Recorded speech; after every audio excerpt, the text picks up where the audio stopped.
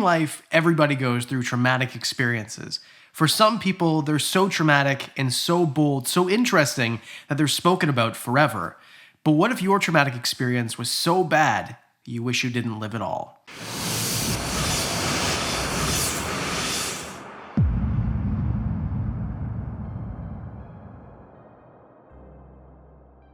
I think some of the most interesting stories are of those who heroically survived when they really shouldn't, when all the odds were stacked against them. But the really interesting ones are where maybe they wish they didn't survive in the first place. And this is definitely one of those. The Old Christian Club rugby union team, founded in 1962, amazingly they won their first title in the league only 6 years after their formation in 1968. They won another title in 1970 and then 18 more after that. But in between the 1970 title and the next one, something tragic happened. Something that would change that rugby club forever. On October 12, 1972, a Fairchild FH-227D airplane with 19 members and 16 more family and supporters set off down the runway. The charter, which took off from Montevideo in Uruguay, was scheduled to land in Santiago, Chile. This was supposed to be its final destination, where the rugby team was supposed to play a match against the Old Boys Club. The charter was captained by Colonel Julio Cesar Ferradas. Ferradas was an experienced airplane pilot who served in the Air Force with over 5,000 hours of flight time. The co-pilot, however, Lieutenant Colonel Dante Hector Laguara, was not as experienced and in fact was in training at the time of the flight. Although the charter was supposed to land in Santiago, a storm front was coming and the captain decided it was best to land in Mendoza, Argentina. After a brief stopover, the next day on October 13th at 2:18 p.m. the flight departed and was supposed to land at its final destination only a few hours later. It should be noted that this aircraft was known by pilots as the lead sled, and this was because it was severely underpowered. In fact, of the 78 FH-227s that were ever constructed, 23 of them were involved in a plane crash. Now the plane was in the air, and the clouds were obscuring the view, and the pilots were only using instruments to navigate. Now, in aviation, this is not uncommon. Generally in bad conditions, or where there's heavy cloud cover and you can't see what's beneath you, you're using your electronics and the radio to figure out where you are, where you're going, when you're supposed to make a turn. This flight flew over a mountain range called the Andes, which is the largest mountain range in South America. And well over this mountain range, the co-pilot was at the controls. He had radioed air traffic control to inform them he's flown over the range and requested permission to descend. The co-pilot didn't realize that he was still several kilometers away from where he was supposed to descend in the first place. The descent happened at a place it was not supposed to, and because of this, the turbulence was violent. The team started cracking jokes about the turbulence, as you do in an airplane to make yourself feel better, even though everybody's nervous, and it was noted by several of the players that the mountain range seemed like it was getting closer, and it was alarming. And then the realization sunk in for everybody when the black ridge of the mountain in front of them started to appear very, very quickly. And as the distance closed, the co-pilot tried desperately to climb, but unsuccessfully, and the tail end of the aircraft smashed into the mountain ridge. This impact caused the tail end of the aircraft to be severed off. The galley, a row of seating, and 3 people were left behind with the tail. All 3 people died immediately, and now there was a gaping hole at the back of the aircraft. Eventually, the wingless and tailless fuselage started to careen down a mountain at a very high rate of speed, over 300 kilometers an hour, and eventually the fuselage came to rest on a glacier. Of the 45 people aboard the flight, 33 of the passengers survived the initial crash. Many of them were critically injured, and surviving passengers immediately started to triage everybody who was still breathing. The pilot died immediately on impact, and the co-pilot clearly was about to die, and although badly injured, had enough breath to ask somebody else who survived the crash to find a pistol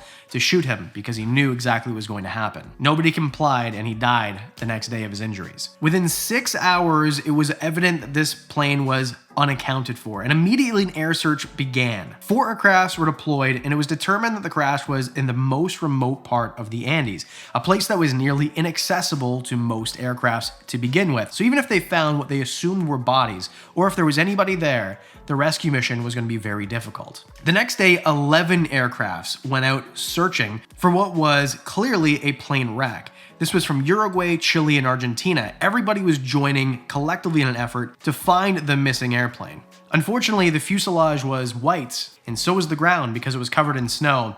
And some of the survivors years later recounted seeing planes go right over their heads. And although the passengers tried writing SOS with lipstick that they found inside the fuselage, didn't have enough, it wasn't bright enough, and nobody saw them.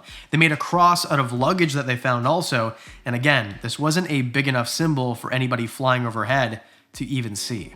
It only took 8 days of searching for the rescue to be halted. And because this is in the southern hemisphere, in December, that's when the snow starts to melt, and that is when they were going to resume the search for what was then a recovery rather than a rescue. In the first night, the survivors, although triaging and doing as much as they can to save each other, 5 more died of their injuries. Perez, the team captain, led the efforts. He helped make shelters, clothing. They needed to make sunglasses out of the visors at the front of the plane to prevent snow blindness. It was a busy first day. And on day 11, after finding a radio, they had heard that the search had been called off. Obviously, this was very disheartening. Many people breaking down and crying, praying. Obviously, food was a main priority, and unfortunately, there wasn't much there. A can of mussels, a chocolate bar here, some dried fruit. But even though they were rationing sometimes 1 peanut a day for some people, all of the food was gone within a week. Some of the survivors tried to eat things like leather, pieces of the seats, but it only made them sick in the end. It became very evident very quickly if they were going to survive, protein is what they needed, and the only source they had were the bodies of their family and friends. This is something that was clearly not taken lightly, and one of the leaders of the pack was the first one to take a very small piece of the skin of one of the bodies, swallow it, and try to make it seem like this is no big deal. This is the way that it's going to have to be. Many people joined in at the very beginning, but some people started to wither away to the point where it might be too late to save them before they started eating human flesh. On day 17th, October 29th, it only got worse as an avalanche struck the fuselage in the middle of the night when everybody was trying to sleep. Nearly the entire fuselage was filled with snow with barely 1 meter of space at the very top for air. Unsurprisingly, 8 of the survivors are no longer survivors. They suffocated or were crushed by the snow in the fuselage, and it took until Halloween to dig out, which was necessary because they were going to suffocate. And as they got to the surface of the snow, it was only to realize there was a blizzard which was going to keep them there for another 3 days. It should be noted that all of the survivors, before they started to eat human flesh, agreed that if they were to die, they would sacrifice their bodies and verbally give that communication to everybody involved to let them know, hey,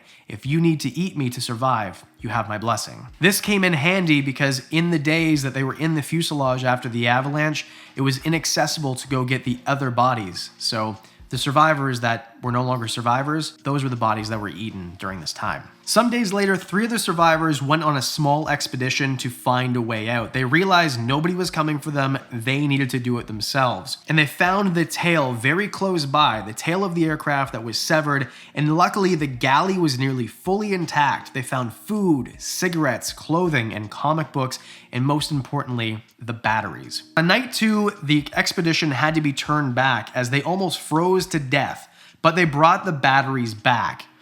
Or they tried to. Unfortunately, they were over 54 pounds and an uphill steep incline when they were all malnourished and basically wasting away. The idea was to bring the batteries back to one of the radios, the 2-way radios, to allow them to call out. Instead, they decided to bring the radio down to the batteries. Unfortunately, they were uncompatible and they never got it to work. They still realized they needed to do it themselves. They realized that before the planes were going right overhead and it was likely to happen again. The 3 members decided to go up the ridge to look over, and they're thinking that they're going to see a clearing, home free. And on day number 3, they finally reached the peak. They looked over expecting to see the Chilean countryside, and all they saw were snow-covered peaks for as far as the eye could see. The members drank some cognac that they found in the tail of the plane and all remarked, "Wouldn't this be beautiful if we weren't the Walking Dead?" They trudged on and realized on day number 9 that they were getting close. Something was about to happen. They found signs of human life, an open soup can and some cows. And then the best thing they've seen in 2 months, they found 2 men across a river on horseback. They threw a note in hoping that the men on horses had heard their story, realized what they were talking about, and of course these men, emaciated at this time, were clearly in need of some help. The men on horses threw a loaf of bread over the river and went to look for some help. They found another man on horseback and sent them back to the expedition team to get them help. Eventually, the members of this expedition were brought to a police station so they could get some food, some water, and start to recuperate, start to lick their wounds a bit, and explain the story and explain exactly where to find the survivors, how many of them there were. And even if the police were in disbelief, finally, the rest of the survivors were about to be saved. All in all, the expedition team traveled 54 kilometers over the course of 11 days. And finally, on December 22nd, the first helicopter landed on one skid, mind you, at the site of the crash. Finally, 6 of the members were brought to safety. There wasn't enough room in the helicopter for the rest. It was late in the day, so at daybreak the next day, some of the rescue team, which stayed behind, and the rest of the occupants of what was once an airplane, now just a fuselage, were finally saved. Immediately, they were treated for things like scurvy, altitude sickness, dehydration, and so much more. Some of the members of this rugby team had lost over half of their body weight. Many of the members suffered from PTSD and other psychological effects, many of them never admitting that they ever actually ate human flesh in the first place. Although there was some sort of condemnation, being that this was a very religious country, all of them realized very quickly they had to do what they had to do, and they wouldn't be alive if they didn't. But what would you do? Would you eat your friends and family just to survive if you were in this situation? Let me know in the comment section below. Should this be a series? I lived, but I wish I didn't. Let me know. Please hit the like, please hit the thumbs up, please do hit subscribe. I appreciate all of you. Thanks for watching Informal History, and I'll see you next weekend.